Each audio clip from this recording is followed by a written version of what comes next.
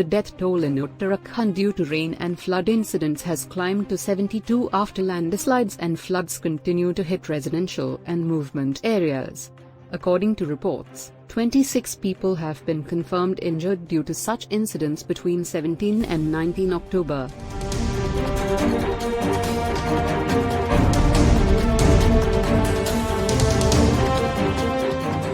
The landslides caused by the incessant rains have caused houses to collapse, leading to loss of life and property in the state. A total of 224 houses have been damaged in the incidents so far. Several people from other states were reported to be stranded in rain-battered Uttarakhand.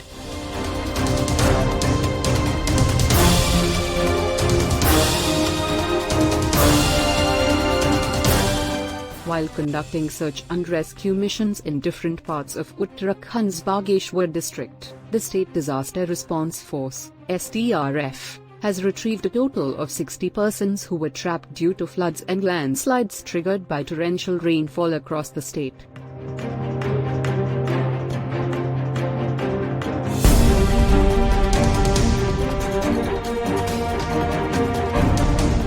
The SDRF team has also recovered 5 dead bodies from the Bageshwar region.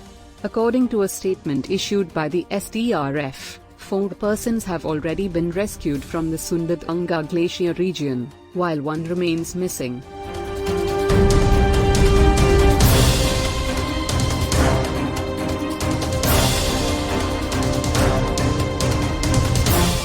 Since 17 October, the SDRF has launched rescue operations in various rain-affected areas of the state.